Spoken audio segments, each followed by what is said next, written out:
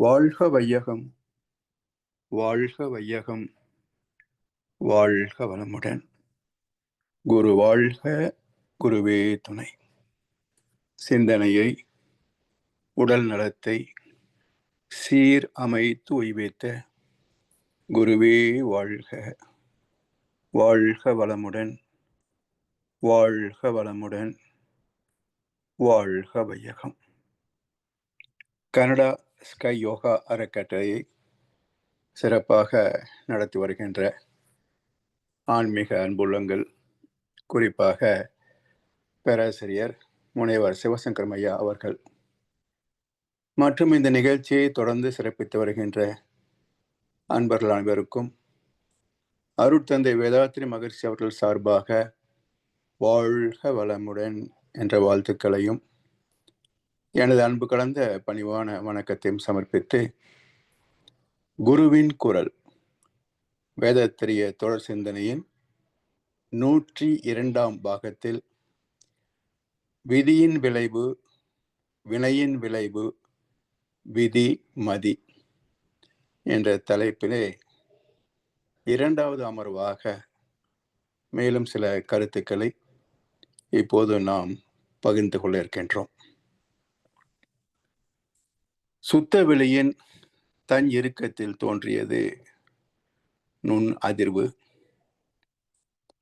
இதன் விளைவாக பிரசவமானது இறை துகள் என்ற வேகம். அதை சூழ்ந்துள்ள சுத்தவெளி அழுத்தியதால் வேகமாக எழுச்சி பெற்ற அறிவு தன் வேகத்தை தகவமைத்ததே இயல்புக்க விதி என்றானது. இவையெல்லாம் ஏற்கனவே நாம் பிரபஞ்ச தன்மாற்றத்தில் பார்த்திருக்கின்றோம். சுத்தவெளி இறை துகளாக மாறியதால் மாறுகின்ற போதே விதியும் விளைவும் பிறக்கின்றன. அதுவே பஞ்சபூதங்களில் இயற்கை சட்டமாக விதி விளைவுமாக அமைகிறது. தொடர்ந்து ஜீவன்கள் பரிணமித்த போது ஒவ்வொரு ஜீவனின் செயல் அனுபவத்திற்கும் தகுந்த விளைவாக காஸ் அண்ட் எஃபெக்ட் சிஸ்டம், செயலுக்கு தக்க விளைவு என்ற விதியாக வெளிப்பட்டது. இதுவே மனிதனுடைய வாழ்க்கையும் இன்றைக்கு நடத்தி கொண்டிருக்கின்றது, இன்ப துன்ப அனுபவங்களாக. எனவே இயல்பூக்க விதி, இயற்கை விதி, செயல் விளைவு விதி, இந்த மூன்றும் தெய்வ நீதி என்ற விதிக்குள் அடக்கம்.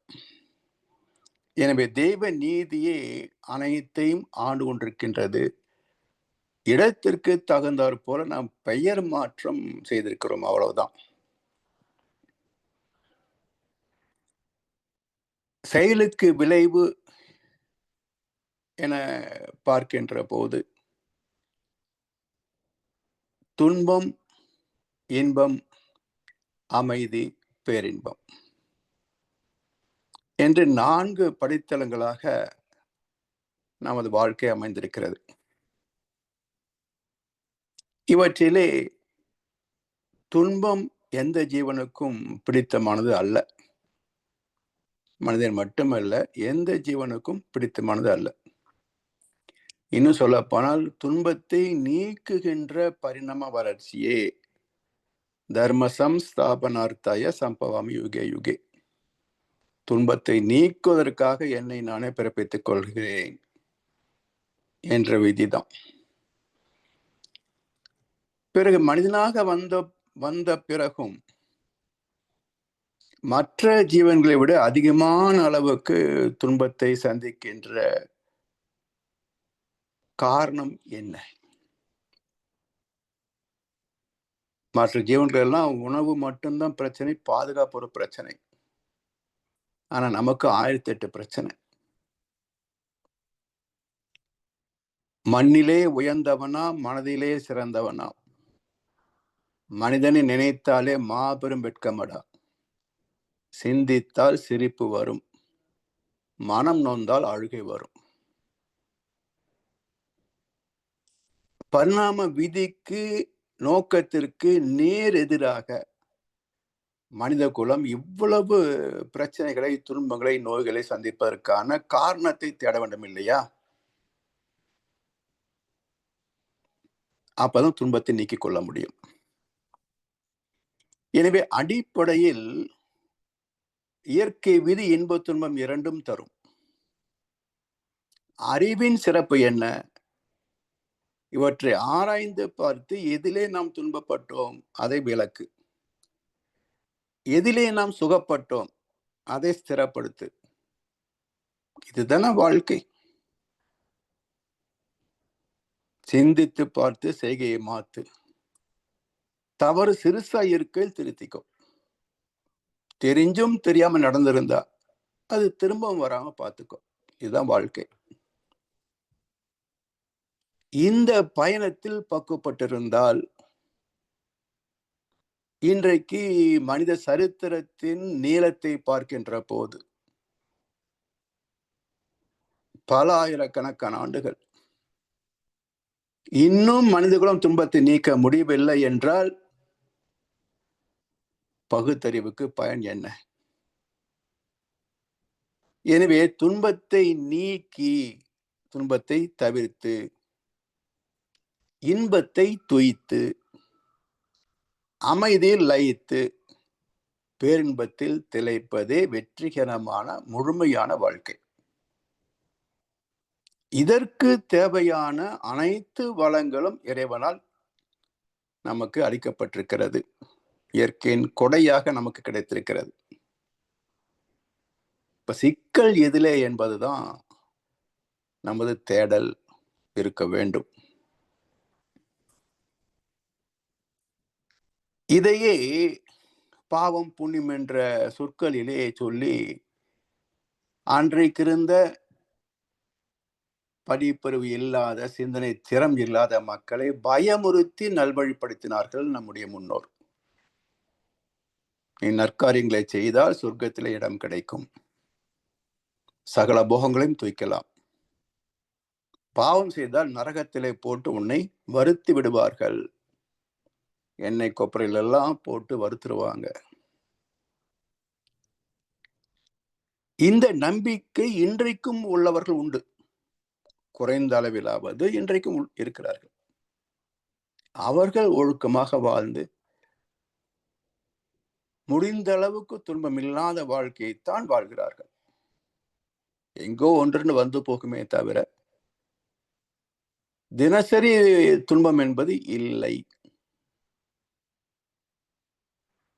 அப்ப நீதி என்ன? தெய்வ நீதியை புரிந்து கொள்வது முதற்படி, அதை மதித்து பயன் கொள்வது இரண்டாவது படி. Understand the nature, respect the nature, enjoy the nature. இயற்கை தான் நமக்கு ஆதாரம். பொருள் ஆதாரம், பொருளாதாரம் என்று பார்த்தோமே. வினை இல்லா வினை, விளைவு இல்லா வினை இல்லை. வினையினூடே விளைவு பல தொக்கி நிற்கும் இயற்கை நீதி. விளைவுக்கும் வினைக்கும் இடை கால நீளம், விளைவு தரம் இவை வினையின் தன்மை ஒக்கும் என்கிறார் ஒரு கவியில. விளைவில்லாத வினை இல்லை, வினை இல்லாமல் விளைவு வர முடியாது. சரி, வினையினூடே விளைவு பல தொக்கி நிற்கும். ஒரு கண்ணாடி குவளை கையில வைத்திருக்கிறேன். இதை கீழே போடலாமா வேண்டாமான்னு ஒரு யோசனை. சரி, போட்டுடலாம் என்று முடிவெடுத்து கைகளை விட்டாச்சு. இப்ப அந்த குவளை கீழே விழுகிறது. அது விழுவதற்குள் எனக்கு என்ன சிந்தனை? இது உடையக்கூடாது, கீழே விழக்கூடாது, அல்லது 4 துண்டுகளாக மட்டும்தான் உடையணும் என்று நான் நிச்சயிக்க முடியுமா? செயல் செய்தது நான் தான். ஆனால் விளைவு என் கையில் இல்லை. கீழே விட்ட குவளை, கண்ணாடி குவளை சந்திர மண்டலம் என்றால் மிதக்கும், கீழே விழாது. பூமியிலே மெத்தை கார்பெட் உருண்டும், உடையாது. தர என்றால் சில துண்டுகளாக உடையும். உயரத்திலிருந்து ஒரு கற்பாறை மீது போட்டோம் என்றால் துகள்களாக நொறுங்கி போகும். அப்போ கையை விட்டது ஒரு செயல், இவற்றிலே பல விளைவுகள் தொக்கி நிற்கின்றன. 2 விளைவுகள் ஒன்றாக சேர்ந்தும் வரலாம், அல்லது ஒரே விளைவு ஏற்படலாம். எப்படி 2 விளைவு ஒன்னா சேர்ந்து வரும்? கையை விட்டேன், கீழே பள்ளத்தாக்கு, செடிகள் மீது விழுந்த போது உடையல. கல் மீது விழுந்த போது சில துண்டுகள் ஆச்சு, அதுக்கு கீழே போய் கல் மீது விழுகிற போது துகள்களாக நொறுங்கி போச்சு. இப்ப ஒரே செயல் 3 விளைவுகள், ஏன்னா இடத்தை பொறுத்தது.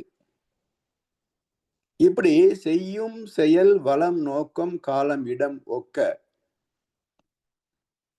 பல விளைவுகள் தொக்கி நிற்கும். இதில் ஏதோ ஒன்றோ சிலவோ செயலாக்கம் பெறும். ஆனால் வினை இல்லாமல் விளைவு கிடையாது, விளைவு இல்லாத வினை கிடையாது. ரெண்டும் ஒரு நாணயத்தின் 2 பக்கம் போல. எனவே விளைவு இல்லா வினை இல்லை, வினையினூடே விளைவு பல தொக்கி நிற்கும் இயற்கை நீதி. அது மட்டுமல்ல, விளைவுக்கும் வினைக்கும் இடை கால நீளம், விளைவு, தரம் இவை வினையின் தன்மை ஒக்கும். அது என்ன தன்மை? 5 தன்மைகள். பொருள், கருவி, காலம், வினை, இடனொடு 5ம் இருள் தீர எண்ணி செயல் என்று முதல் இந்த ரகசியத்தை வெளிப்படுத்திய மகான் வள்ளுவ பெருந்தகை ஒருவர் மட்டுமே, வேற யாரும் கிடையாது. அவருக்கு பிறகு இதே கருத்தை தெளிவுபடுத்திய மகான் வேதத்திலே மகர்ஷி அவர்கள் மட்டுமே, வேற யாரும் இல்லை. எனவே இறைத்துகள் முதல் நம் செயல்பாடுகள் வரைக்கும் இயற்கை எடுத்துக்கொண்ட கால நீளம் இன்ஃபனைட். இவ்வளவு நாள் என்று கணக்கெடுக்க முடியாத அளவுக்கு ஒரு நீண்ட வரலாறு. இறைத்துகள் தோன்றி, பஞ்சபூதங்களாகி, ஜீவன் தோன்றி, நாம் வந்து பல ஆயிரம் ஆண்டுகளாக வரைக்கும் கால நீளத்தை கணக்கிடுவதற்கு யாரும் இல்லை. அப்படி மிக நீண்ட சரித்திர பெருமை உடையது நம்முடைய பூர்வீகம். இது மனிதனின் அறிவுக்கும் அறிவியல் கருவிக்கும் கணக்குக்கும் எட்டுவது இல்லை என்றாலும், சில அடிப்படை நிகழ்வுகள் நடக்கவில்லை என்றால் இது எதுவுமே இருந்திருக்க முடியாது என்பதிலே நமக்கு ஒரு தெளிவு இருக்கும். இயற்கை பற்றிய ஆய்வு உள்ளவர்களுக்கு நிச்சயமாக இந்த தெளிவு இருக்கும். என்ன இறைநிலையின் தன் இறுக்கத்தால் எழுந்த விளைவு இறைத்துகள், அதன் சூழ்நிலத்தால் ஏற்பட்ட விளைவு இறைத்துகள் கூடி விண்ணாச்சு. பிறகு அது காற்று, நெருப்பு, நீர், கெட்டி பொருள் என்று மொத்தம் 5 பௌதிகங்களாச்சு. பிறகு நட்சத்திரங்கள், நவக்கோள்கள், பூமியின் பஞ்சபூத சேர்க்கையில் ஏற்பட்ட ஒரு விகிதாச்சாரம், இவையெல்லாம் கூடி நுண்ணுயிராச்சு. பிறகு நாம வந்தோம். மனித நிலை பல தலைமுறைகளை கடந்து இன்றைக்கு இந்த உடலாக வாழ்ந்து கொண்டிருக்கின்றோம். இதுல என்ன மாற்று கருத்து இருக்க முடியும்? ஆத்திகனும் நாத்திகனும் விஞ்ஞானியும் மறுக்க முடியாத உண்மை. இதுல ஒவ்வொரு நிகழ்விலும் அமைந்துள்ள சட்டங்கள், இன்னொரு கவியில சாமி சொல்றாங்க, அணுவில் அமைந்துள்ள சட்டங்கள் விதியாகும், விளைவாய் அனுபவிக்கும் ஆற்றலே மதியாகும். இந்த விதி மதி என்பது மிக குழப்பமான தெளிவா விளங்கியது போன்ற ஒரு பிரமையில் தான் உலகம் வாழ்கிறது. விதிக்கும் மதிக்கும் பலர் பல விளக்கங்களை சொல்வார்கள். எந்த அளவுக்கு கேட்பவர்களுக்கு அது தெளிவாகிறது என்பது ஒரு கேள்விக்குறியாக இருந்தாலும் பல பேர் இதை பற்றி பேசுகிறார்கள். விதியை மதியால் வென்று விடலாம் என்றெல்லாம் கூட சில மோட்டிவேஷன், தமிழ் என்ன சொல்லுவது, ஆர்வலர்களா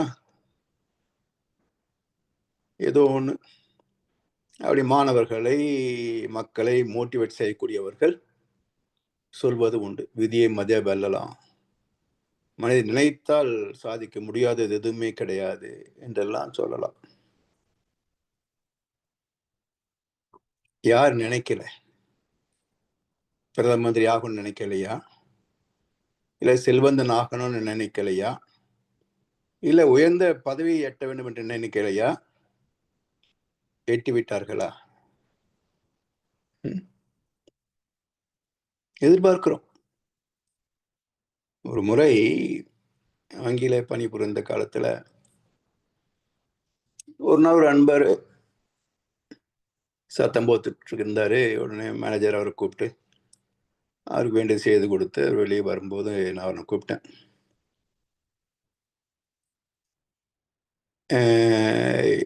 என்ன பிரச்சனை கேட்டபோது வந்து ரொம்ப நேரம் ஆச்சு, வேலை நடக்கல. சரி, இப்ப மேனேஜர்கிட்ட போய் வேலை முடிஞ்சதா? நான் முடிஞ்சது அப்படின்னாரு. இப்ப நீங்க முடிச்சிட்டீங்க, சரி, இத்தனை பேர் வெளியே நிக்கிறாங்களே, இவங்களுடைய காரியங்கள் என்ன ஆகும்னு கேட்டேன். இது அவங்களுடைய இது, அப்ப அவங்களெல்லாம் மீறி முன்னாடி நீங்க உள்ள போய் காரியம் சாதிச்சிட்டீங்களே, இது தப்பு இல்லையான்னு. அதெல்லாம் பார்த்தா நம்ம பிழைக்க முடியுமான்னாரு. சரி, எதுக்கு சத்தம் போட்டீங்க? நேரம் ஆகுதுன்னீங்க. ஓகே, சரி, உங்களுக்கு எத்தனை குழந்தைகள் என்ன அப்படி கேட்டேன். அப்புறம் அதை பத்திலாம் சொன்னார். சரி, நீங்க இப்படித்தான் இவங்க ஆகணும் எதிர்பார்த்தீங்களான்னு கேட்டேன். அது எங்க சார், அவன் அப்படி படிக்கணும் எதிர்பார்த்தேன், இந்த வேலை இருக்கணும் எதிர்பார்த்தேன், அவன் இப்படிதான் பண்ணான், இவன் இப்படிதான் பண்ணான் அப்படின்னாரு. நான் சொன்னேன், நீங்க பெற்ற பிள்ளைகளே நீங்கள் எதிர்பார்த்தது போல் இல்லை.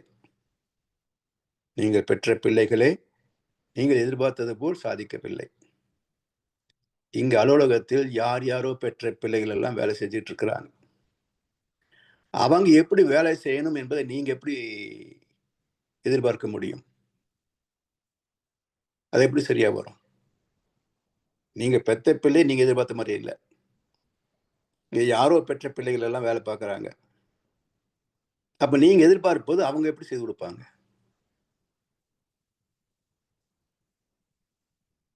பதில் சொல்ல முடியல. இது போல எதிர்பார்ப்பு என்பது நம்முடைய ஜீன்லயே அது சாதிக்க முடியாத போது சமுதாயத்துல எப்படி சாதிக்க முடியும்? இதுதான். எனவே நினைத்தால் எதையும் சாதிக்க முடியலாம் என்பதெல்லாம் வரட்டு வேதாந்தம். அதாவது ஒரு முறை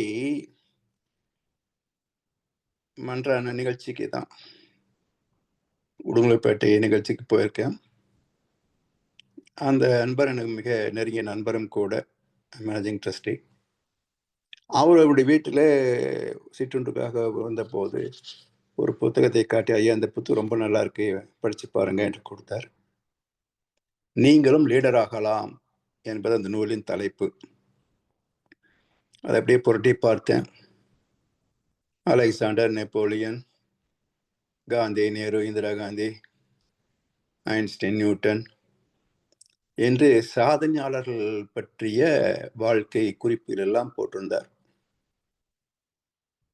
அப்படியே புரட்டி பார்த்து விட்டு, மொழி நடை நல்லா இருக்குங்க ஐயா, ஆனா இதிலே இவர் குறிப்பிட்டிருக்கிற யாரும் நீங்களும் லீடர் ஆகலாம் என்று புத்தகத்தை படித்துவிட்டு லீடர் ஆனவர்கள் அல்ல. சரியா? இன்னும் சொல்ல போனால் இந்த நூலை எழுதிய இவர் லீடர் அல்ல, வெறும் எழுத்தாளர் மட்டும்தான். இவர் சாதிக்க முடியாததை நீங்கள் சாதிக்கலாம் என்று மற்றவருக்கு அறிவுரை சொல்வது எப்படி பொருந்தும் என்று கேட்டேன். இப்படித்தான் இருக்கு. Indiscipline people teaching as discipline சொல்வார்கள். Indiscipline people teaching as discipline. இதுபோல் இன்றைக்கு தகுதி இல்லாதவர்கள் அறிவுரை சொல்வது சமுதாயத்தில் நாளுக்கு நாள் பெருகிக் கொண்டு இருப்பதை பார்க்கிறோம். இதெல்லாம் நடைமுறைக்கு வருமா? அப்போ இதெல்லாம் சீர்தூக்கி பார்க்கின்ற போது நமக்கு துணை வருவது யார் என்றால், உண்மையிலேயே வாழ்ந்து காட்டிய மகான்கள், அறிவில் அறிவாய் நிலைத்தோர், அறம் வகுத்தோர், அதை வாழ்ந்து காட்டினோர். வள்ளுவரே சொல்லுவார், சொல்லுதல் யாருக்கும் எளிய, அறியவாம் சொல்லிய வண்ணம் செயல். செய்து காட்டுவது அவளுக்கு எளிது அல்ல. பேசிடலாம், அட்வைஸ் பண்ணலாம், 1008 சஜஷன் கொடுக்கலாம். ஆனா செய்து பார்க்கின்ற போதுதான் அது எவ்வளவு பிரச்சனைகள், தடைகள் எல்லாம் ஏற்படுது என்பதை பார்க்க முடியும். காலத்தின் விதி மதியை கடந்திடுமோ என்றேன். காலத்தின் விதி மதியை கடந்திடுமோ என்றேன். என்ன அர்த்தம்? விதி மதியை ஜெயித்து விடுமா என்று கேட்டேன். காலமே மதியனுக்கோர் கருவியாம் என்றால், அந்த விதிதான் மதியாக செயல்படுகிறது. பாரதியாருடைய கவி. அதே மகேஷ் சொல்றாங்க, அணுவில் அமைந்துள்ள சட்டங்கள் விதியாகும், விளைவாய் அனுபவிக்கும் ஆற்றலே மதியாகும். விதிக்கும் மதி என்றது பெயர் சொல் அல்ல, வினை சொல். மதித்து வாழ வேண்டும், மதித்து வாழ் என்பதுதான் மதி. அது வினை சொல், பெயர் சொல் அல்ல. அறிவு என்ற பெயர் சொல் அல்ல மதி என்றால். மதித்து வாழ்வது என்ற அர்த்தம். அப்ப விதி என்ற சட்டத்தை மதித்து வாழ்வதுதான் மதி. மதி என்றைக்கும் வெல்ல முடியாதுங்க, விதிதான் வெல்லும். ஏனென்றால் இந்த விதிதான் இயக்கம் பிறக்கின்ற போதே கட்டுப்படுத்துகிறது.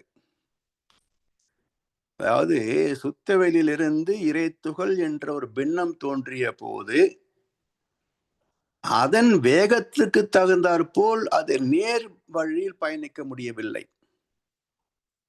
சூழ்ந்த அழுத்தத்தின் காரணமாக தகமைத்துக் கொண்டு வேகத்தையும் வெளிப்படுத்தி ஆகணும், நேரா போக முடியல. இந்த இரண்டுக்கும் ஒத்து வந்த விடை என்ன என்றால், தன்னைத்தானே சுழல ஆரம்பித்தது. அப்ப புறப்பட்ட இறை துகளே தன் விருப்பப்படி நேராக பயணிக்க முடியாத போது இறுதியாக பரிணமித்த ஒரு இனம் மனிதம். அதுல இன்றைக்கு வாழ்கின்ற மக்களிலே ஒருவன் நான்.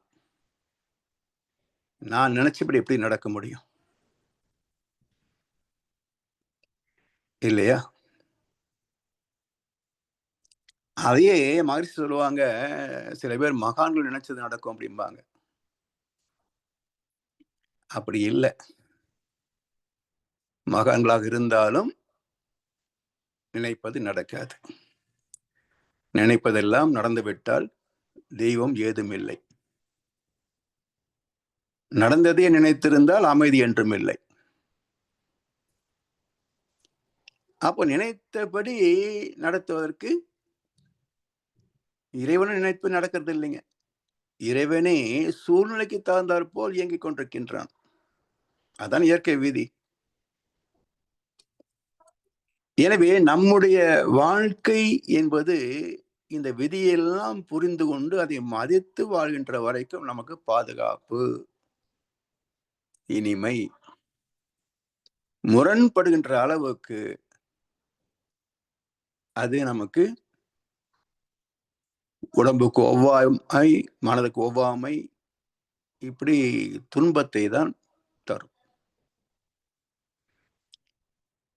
எனவே மகான்களாக இருந்தாலும் அவர் நினைப்பது நடக்காது,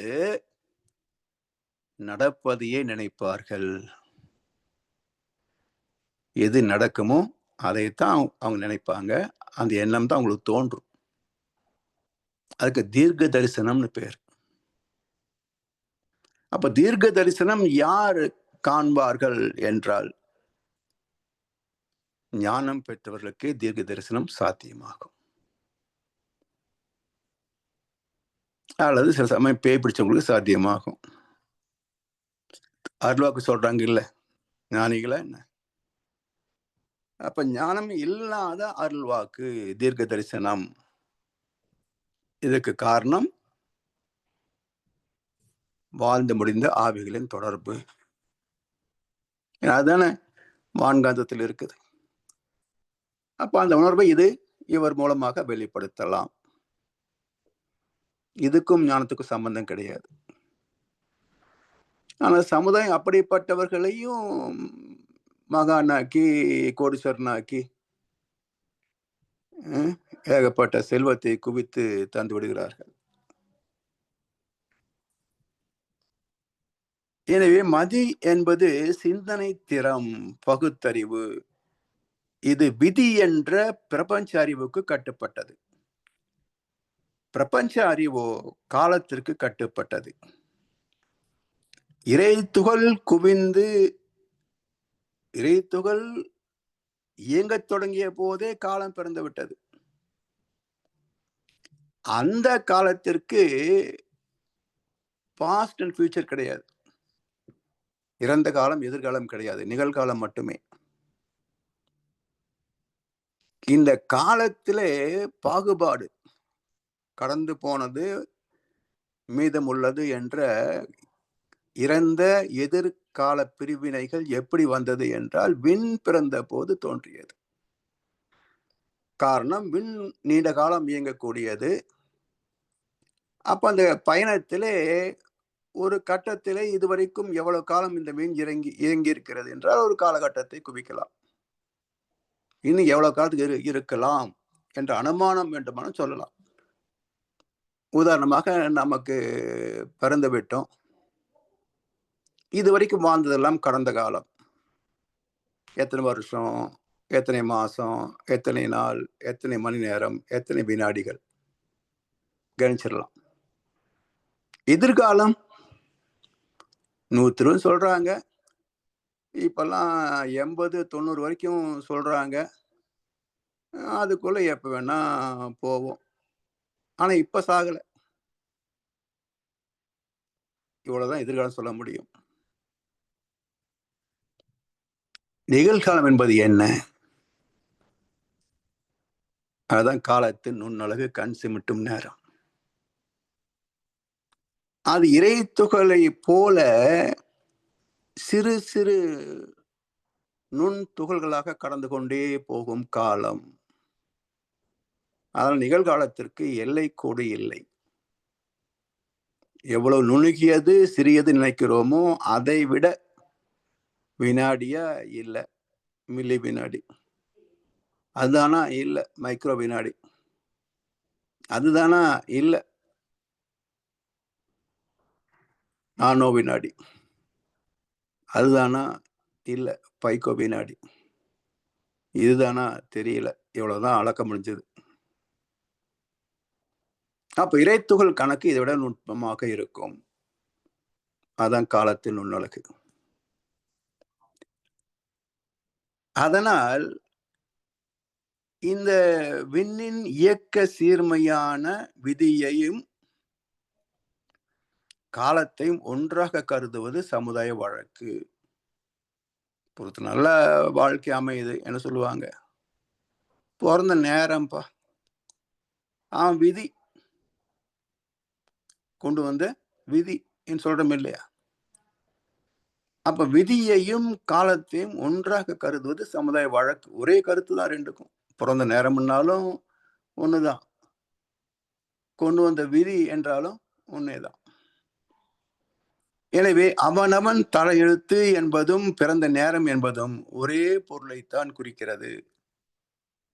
அதாவது காலத்தின் விதி, விதியின் மதி, மதியின் வாழ்க்கை, வாழ்க்கையில் செயல்பாடுகள், இன்ப துன்பம் என்ற அனைத்தும் முதல் நிலையாகிய ஆதிநிலையாகிய விதிக்குள் அடக்கம். இந்த விதியின் வட்டத்திலிருந்து வெளிப்பட்டவர் யாராவது உண்டா?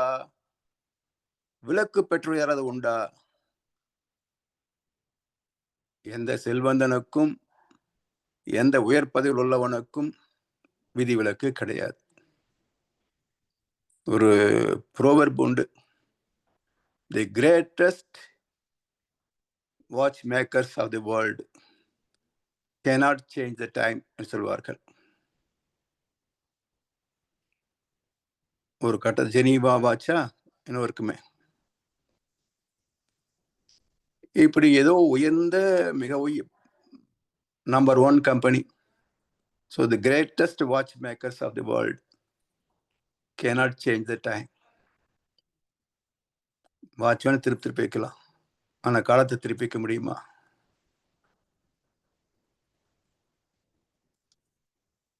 இந்த விதியின் விளைவை அறிந்து கொள்வதும் அறியப்படுத்துவதும் கடமை. மனிதனாக பிறந்தவனுடைய கடமை அறிந்து கொள்வது. அறிந்தவர் கடமை அடுத்தவருக்கு விளக்கி சொல்வது. தெய்வநிலை அறியாமல் திகைக்கும் மக்கட்கெல்லாம், தெய்வநிலை அறியாமல் திகைக்கும் மக்கட்கெல்லாம் தெளிவாக இறை உணர பிரம்ம ஞானம் தந்தேன். மனவள கலையில தெய்வத்தை உணர்வுக்கான அற்புத தீட்சை முறையும் தவ பயிற்சியும் உண்டு. தெளிவாக இறை உணர பிரம்ம ஞானம் தந்தேன். செயலுக்கும் விளைவுக்கும் தொடர்புணர்ந்து வாழ. செயலுக்கும் விளைவுக்கும் எவ்வளவு தொடர்பு உண்டு, பிரிக்க முடியாது. மலரும் மனமும் போல அதை பிரிக்க முடியாத ஒன்று. செயலுக்கும் விளைவுக்கும் தொடர்பு உணர்ந்து வாழ செயல் விளைவு தத்துவமாய் இந்நூல் தருகின்றேன். மிகச் சிறிய ஒரு நூல், செயல் விளைவு தத்துவம் என்ற தலைப்பிலே மகர்ஷி எழுதிய ஒரு மிகச்சிறிய நூல். ஒரு 70-80 பக்கங்கள் தான் இருக்கும்னு நினைக்கிறேன். அது வெளியிட்ட போது அந்த நூலின் மைய கவியே இதுதான். அந்த நூல் வெளியீட்டு விழாவின் போது மகர்ஷி இந்த கவியை சொல்லி விளக்கம் சொல்லித்தான் அந்த நூலை வெளியிட்டார்கள். ஐயுணர்வின் தரமறிந்து அருகுண சீர் பெற்று, மெய்வாய் கண் மூக்கு செவி என்ற 5 புலன் உணர்வுகள், இவற்றின் தரம் என்ன, நோக்கம் என்ன, தேவை என்ன, பயன்பாடு என்ன? அளவு முறையில இருந்தால் நற்பயன். கள்ள புலனைந்தும் காலா மணி விளக்கே என்கிறது திருமந்திரம். மயக்குகின்ற போது கள்ள புலன், வாழ்க்கைக்கு பயன்படுகின்ற போது கலங்கரை விளக்கம். அப்படி 2 வகையிலையும் புலன்களை பயன்படுத்துவது மனதின் பக்குவத்தை அப்பக்குவத்தை பொறுத்தது. இப்படி ஐயுணர்வின் தரம் அறிந்து அருகுண சீர் பெற்று, 6 குணங்கள் சீரமைத்தால் தான் மனம் சாந்தம் பெறும், வாழ்க்கை அமைதி பெறும். அனைத்துலக மக்களுமே அமைதியோடு வாழ. இன்றைக்கு பெரும்பாலான மக்கள் அடுத்தவர்களை பற்றி சிந்திப்பதே கிடையாது. சுயநலம் சுயநலம் சுயநலம் சுயநலம். எல்லாம் எனக்கே வேண்டும் என்ற ஒரு எண்ணம். எவ்வளவு இருந்தாலும் நிறைவு பெறாத ஒரு மனசு. அது நிறைவை தருவதில்லை என்பதுதான் இன்றைக்கும் நாம் பார்க்கக்கூடிய அத்தகைய மக்களின் வாழ்க்கை நிலை. எனவே அனைத்துலக மக்களுமே அமைதியோடு வாழ, நம்மை போலவே மற்றவர்கள் நல்லா இருக்கட்டும் நினைச்சா மனசு சாந்தம் பெறும், நிறைவு பெறும். மெய்யுணர்ந்த வாழ்க்கை நெறி உணர்த்தும் இந்த நூலை, மெய் உணர்ந்த வாழ்க்கை நெறி உணர்த்தும் இந்த நூலை மிகச் சிறந்த தத்துவமாய் மதித்து பயன் கொள்வீர். எவ்வளவு சிறந்த தத்துவம்! ஒரு மனித வாழ்க்கையில் துன்பத்தையே நீக்கி இன்பத்தை மட்டுமே தரக்கூடிய ஒரு அறநெறி நூல் என்றால் அது மதிப்பு உண்டதா இல்லையா? அதை விட மதிப்பு மிக்க வழிகாட்டி வருது. எனவே ஒரு 70 பக்கத்தில் எழுதப்பட்ட இந்த கவி, இந்த நூலின் கவி, முக்கிய கவி, அடிப்படையில் தெய்வத்தை உணராமல் தெய்வ நீதி புரியாது. எவ்வளவு வேணா கதை பேசலாம், தத்துவம் பேசலாம். குறுக்கு வினா எழுப்பினால் தட்டி தடுமாறி போவாங்க. ஆனால் வேதாத்திரியத்தின் சிறப்பு என்ன என்றால் தெளிவான விளக்கம், அறிவுபூர்வமான அறிவியல் பூர்வமான விளக்கம், யாரும் மறுத்து பேச முடியாதபடியான விளக்கம். அவ்வளவு தெளிந்த விளக்கம் தந்ததற்கு காரணம் இறைவனை அனுபவத்தில் அறிந்தவர், இறை நீதியை கண்டவர், அதன்படி வாழ்ந்தால் நன்மை பயக்கும் என்று அறத்தை வகுத்தவர், தானும் அதை வாழ்ந்து காட்டியவர். அறிவில் அறிவாய் நிலைத்தார், வேதாத்திரியம் என்ற அறம் வகுத்தார், 60 ஆண்டுகள் அதை வாழ்ந்து காட்டினார், ஆயிரக்கணக்கான மக்களுக்கு அதை போதித்தும் சென்றார். அப்படி இந்த செயல் விளைவு தத்துவத்தை புரிந்து பின்பற்றுகின்ற போது தெய்வத்தை உணராமல் தெய்வ நீதி புரியாது, தெய்வ நீதி புரியாமல் ஒழுக்கம் வராது, ஒழுக்கம் இல்லாத வாழ்க்கையில் சுகம் இருக்காது. இதுதான் இயற்கை விதி. இதை பின்பற்றினால் உலக சமாதானம் வந்து சேராதா இல்லையா? எனவே தெய்வத்தை அறியும் வழியாக பிரம்மஞானம் தந்தார். தெய்வ நீதியை உணரவும் அதுவேதான். இந்த இரண்டையும் அனுபவப்படுவதற்கான வழி தத்துவ விளக்கமும் தவமும். தவம் அறமே துணையாமே. இதை பின்பற்றினால்தான் அதை எட்ட முடியும். அதை எட்டுகின்ற போது இதுவரை நாம் பின்பற்றியதுதான் தெய்வ நீதி என்பது உறுதிப்படும். கன்ஃபர்மேஷன்.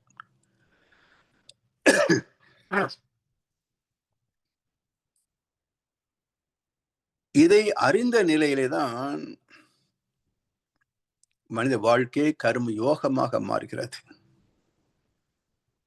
அதன் வெளிப்பாடு என்ன? மிகச் சிறிய தொண்டனாக என்னை உலகுக்கு ஆக்கு, ஒரு சிறிய தொண்டனாக என்னை உலகுக்கு ஆக்கு என்று தன்னையே உலக நல தொண்டனாக இறைவனுக்கு அர்ப்பணித்தார். அதாவது கோடிக்கணக்கான பக்தர்கள் எல்லாரும் இறைவனிடத்துல கேட்பார்கள், யாசிப்பார்கள். என்ன கொடுப்பாங்க? தேங்காய் பழம், பொங்கல் அப்படி காட்டிட்டு எடுத்துட்டு வந்துருவாங்க. அதுல இருந்து ஒன்றும் குறையாது இல்லையா? ஆனா மகர்ஷி அவர்கள் இறைவனுக்கு தன்னை தந்தார். எதையும் கேட்கல. எனக்கென்று இதை கொடு என்று என்னிடத்தில் கேட்கவில்லை. அதனால்தான் desiring itself is against the God என்பார் ஓஷோ. தெய்வத்திடம் எனக்கு இது வேண்டும் என்று கேட்பதே நாத்திகம், தெய்வ குத்தம்.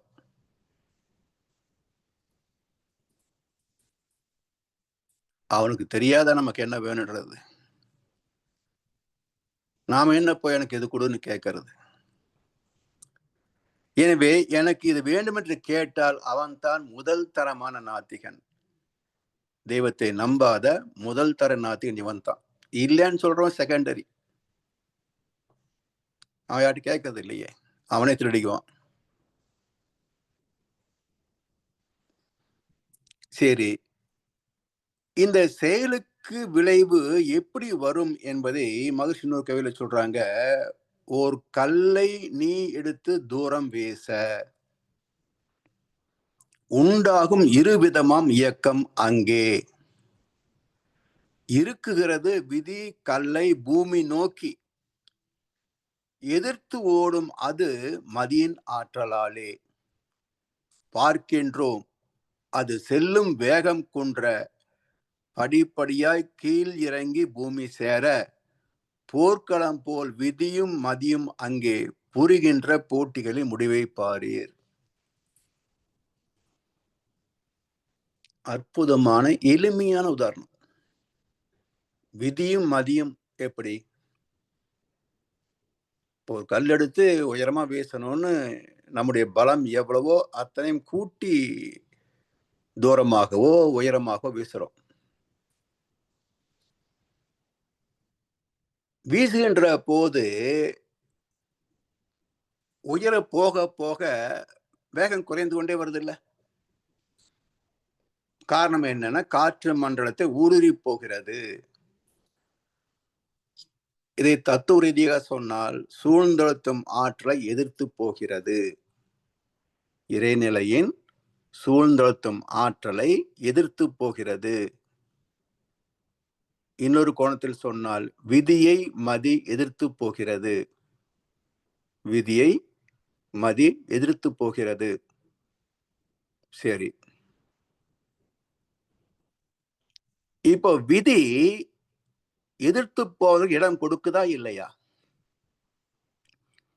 சூழ்ந்திருக்கின்ற அழுத்தம் இந்த கல் தன்னுள் ஊடுருவி போவதற்கு இடம் தருகிறதா இல்லையா? அப்ப விதி வழி தந்தால் மதி உள்ளே நுழையும். விதி வாசலை மூடிவிட்டால் மதி முட்டி மோதி தடுமாறும். சரி, வாசலை திறந்து வைத்திருந்தாலும் இதன் இயல்புக்கு விருப்பத்திற்கு போக முடியுமா என்றால் அந்த விதி இதனை எதிர்த்து தடுத்து கொண்டே இருக்கும். ஒரு கட்டத்தில் இந்த மதியின் ஆற்றல் வீழ்ந்து போகும், முடிந்து போகும், பூஜ்ஜியமாகும். அப்ப என்ன பண்ணும்? திருப்பி கீழே அனுப்பிடும். இது இப்படியும் பார்க்கலாம். மதியை கொண்டு பணத்தை சேர்க்கிறேன், உயர் பதவியை அடைகிறேன், எல்லாம் செய்து வர வர உச்சம் வரைக்கும் போயாச்சு. இப்ப அங்கிருந்து கீழே தள்ளிவிடும் பாருங்க. சம்பாதிச்ச பணம் எல்லாம் நாசமா போகும்.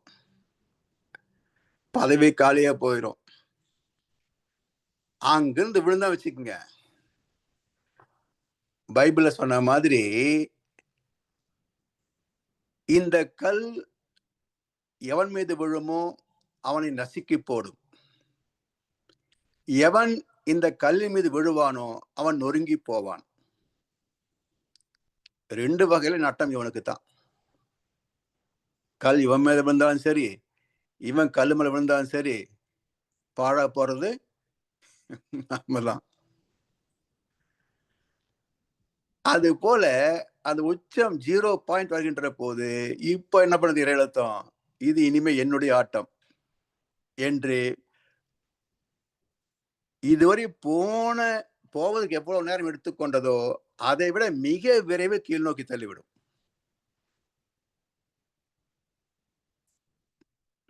அதான் சொல்றாரு, ஒரு கல்லை எடுத்து நீ உயரமோ தூரமோ வீச உண்டாகும் இருவிதமாம் இயக்கம் அங்கே இருக்கிறது. சூழ்ந்தழுத்த விதி கல்லை பூமி நோக்கி அழுத்திக்கிட்டே இருக்கும். எதிர்த்து ஓடும் ஆற்றல் அது மதியின் ஆற்றல். அது செல்லும் வேகம் கொன்ற படிப்படியாய் கீழ் நோக்கி பூமி சேர ரெண்டுக்கும் நடந்த யுத்தம். விதிக்கும் மதிக்கும் நிகழ்ந்த யுத்தம். போர்க்கோலம் போல் விதியும் மதியும் அங்கே புரிகின்ற போட்டிகளை முடிவை பாரீர். மதி வீழ்ந்து விட்டது, விதி வென்று விட்டது.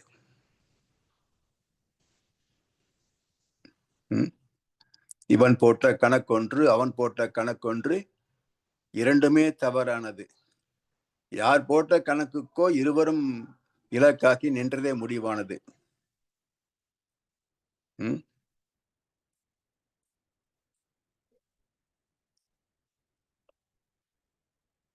இப்படி கர்ம வினைக்கு தக்க விளைவை மிக துல்லியமாக செயல்களில் வெளிப்படுத்துவது விதி.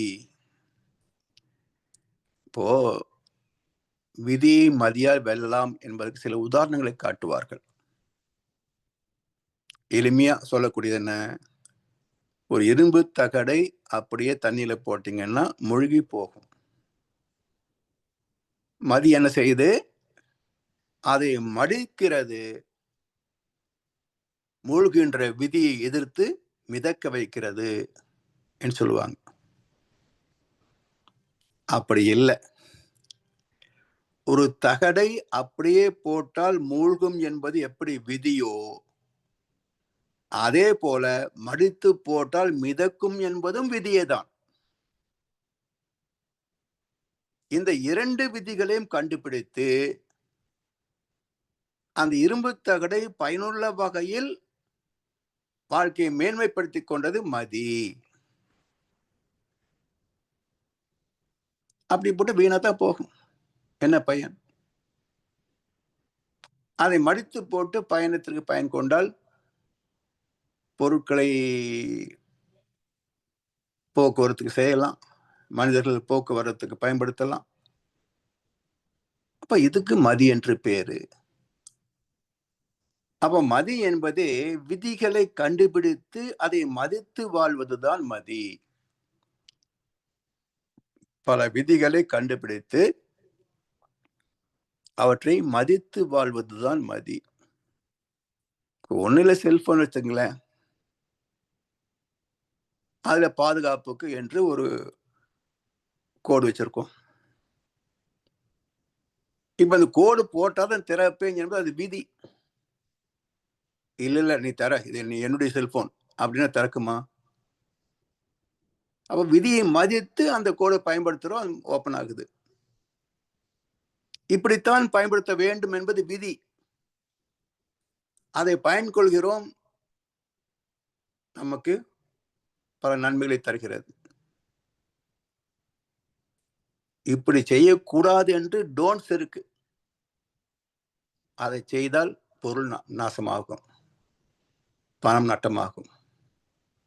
அப்ப எல்லாவற்றிலுமே விதி மறைந்திருக்கிறது. அந்த விதியை மதித்து வாழ்கின்ற வரைக்கும் வாழ்க்கை மேன்மை பெறுகிறது.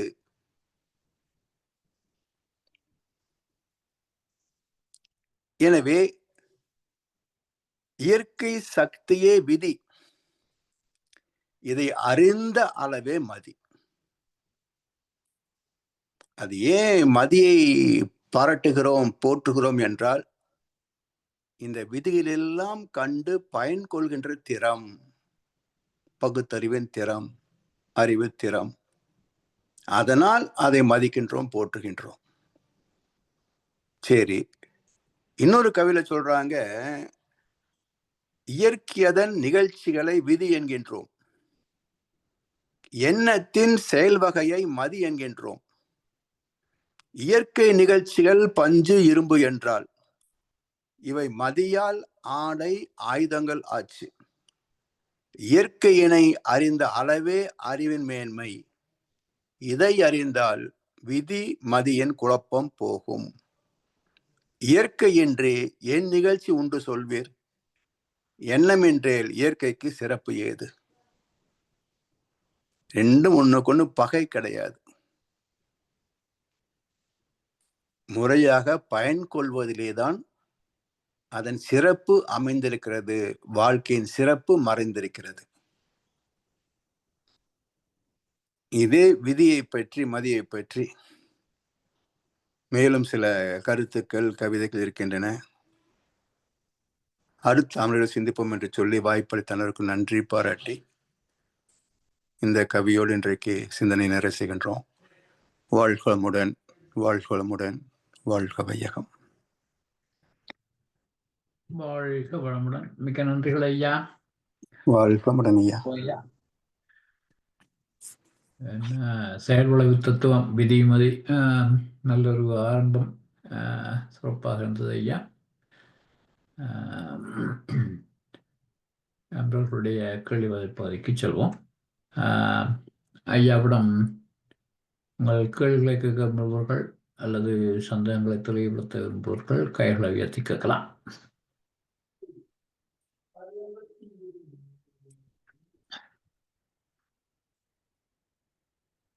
ஐயா ஐயா வாழ்வளமுடன் ஐயா. வாழ்க வளமுடன் ஐயா. இன்றைக்கு ஐயா அந்த விதியை மதியம் பற்றித்தான் கணக்காக சொல்லியிருக்கிறீர்கள். அதை கேட்டுக்கொண்டு போகைக்கு எல்லாம் நல்லா தான் இருக்குது. ஆனால் அந்த இதை பற்றி பல பேர் பேசியிருக்கணும். விதி மதி வந்து கனகாலமாக கேட்டு நீங்கள் சொன்ன மாதிரி இந்த மோட்டிவேஷனல் ஸ்பீச்சில் எல்லாம் அப்படி கணக்கில் அப்படி கேட்டு ஒரு ஒரு ஒரு மயக்கம், ஒரு கன்ஃபியூஷன் ஒன்று சொல்லி எவ்வளோ மைண்டில் கிளியர் இல்லாமல் இருந்தது. இன்றைக்கும் அது நீங்கள் சொல்லிக்கொண்டு போய்க்கே இடக்கிடக்கில் கேள்வி வந்த உதாரணமாக சொன்னீங்கள். இப்போ ஒரு இதில் சொன்னீங்க, மதி என்றைக்கும் வெல்ல முடியாது. அப்போ விதிதான் வெல்லும், விதியை வெல்ல முடியாது அப்படி ஒரு கருத்தை இல்லை சொல்லிக்கொண்டு போனீங்க. அப்போ எந்த மனம் கேட்டதுன்னு சொன்னால், அப்போ விதிதானே எல்லாம் கண்டு போட்டு சும்மா இருக்கலாமோ? இப்போ சும்மா இருந்தால் விதி செய்து கொண்டு போகும் தான். அது வந்து நானே முயற்சியவன், இந்த விதியின்படி நடக்கும், அப்படி இருக்கலாமோன்னு சொல்லி அப்படி யோசிச்சு பார்த்தேன். எந்த நீங்கள் அங்காதி விளக்கங்களை கேட்கும் பொழுது அந்த மதி என்றது வந்து விதியை மதித்து வாழ வேணும் என்று அதுக்கு சொல்லி கொண்டு போனீங்க. அப்போ அது கிளியர் பண்ணப்பட்டது. அப்போ இதில் அப்போ உங்களை கேட்குறது என்று சொன்னால், இந்த விதியை மதித்து வாழ வேணும்னுக்க அந்த விதியை வந்து அந்த இப்போ இப்படித்தான் விதி என்று இருக்குது, அதுதான் முயற்சி. இப்போ தெய்வத்தால் ஆகாதன்னு, தெய்வத்தால் ஆகாதனும் மெய்வெருந்த கூலி தரும் அப்படி சொல்லி ஒரு கருத்து ஒன்று உண்டு. அப்போ இந்த தெய்வத்தால் ஆகாதது என்று சொன்னால் அந்த விதி இப்படித்தான் இருந்தாலும் அந்த விதியை மதித்து முயற்சி செய்து கொண்டு போய் அது எப்படி அதுக்குள்ள வெளியில பாடல் முயற்சி செய்து கொண்டு போய்க்குள்ள அப்படி ஐயா அந்த அதில் கருத்து அந்த இப்போ நீங்கள் சொல்றீங்கன்னு சொன்னால் அந்த மதிக்குள்ளேயும் அந்த விதி இருக்குது என்று சொல்லிப்பட்டு உதாரணமாக சொன்னீங்க ஒரு கருத்துன்னு சொன்னால் அந்த தகட்டை பேட்டி சொன்னீங்க. அந்த தகட்டு வந்து அதாவது வந்து தகட்டை தண்ணிக்க விட தகட்டை தாடுது. அப்போ அதை மடித்து அதுக்கேற்ற மாதிரி செய்தால் அது மிதாக்குது. அப்போ அதை மடித்து செய்கிறது தான் மதி. ஆனால் தகடு தாழ்றது வந்து விதி. அப்போ நாங்கள் அந்த விதியை மதித்து, அதாவது வந்து அதை மதித்து அதுக்கு தன்மையை புரிந்து பேர்ந்து அதை மடிக்கும் பொழுது அந்த மதியை பாவிக்கிறோம். அப்படிதான் ஐயா? ஆமாம். ஓ, இப்போ அதே போல எனக்கு இன்னொரு கருத்து வந்து என்று சொல்லி சொன்னால், இப்போ இன்னொன்று சொன்னீங்கன்னு சொன்னால் அருகுணச்சீன வைப்பு அப்படிலாம் செய்து அருணுரை வாழ்க்கை அதெல்லாம் வாழ்ந்து கொண்டு போகைக்குள்ள வாழ்க்கை அமைதியாக வரும் அப்படி ஒரு கருத்துன்னு சொன்னீங்க.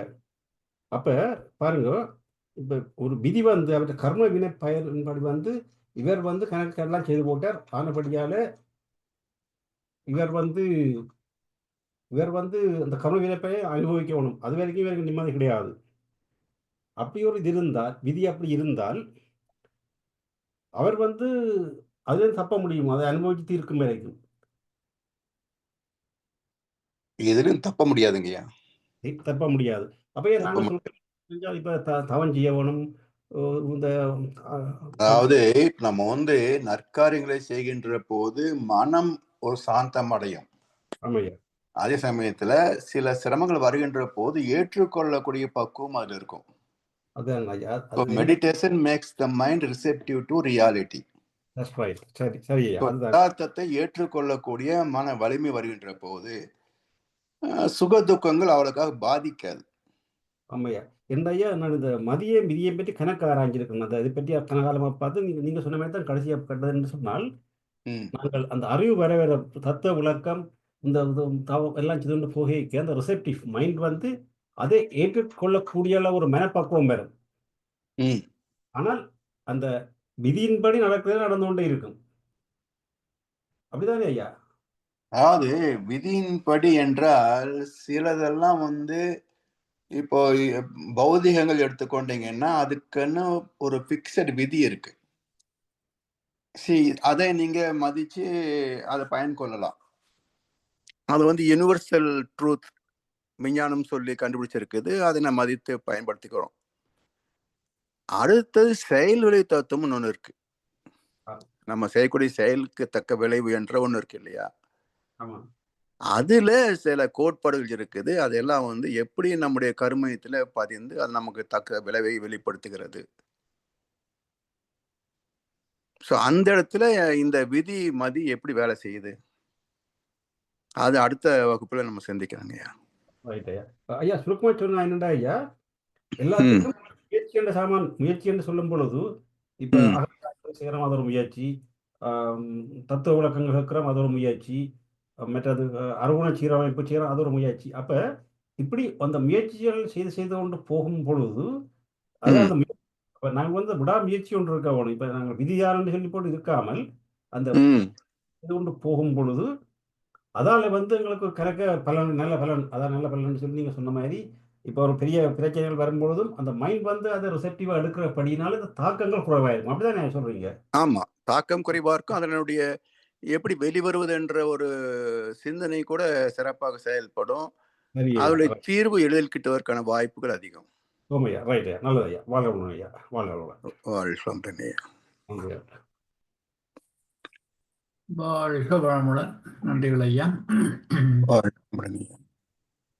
வேறு நண்பர்கள் யாராவது ஐயாவிடம் கேள்வி கேட்க விரும்புகிறீர்களா?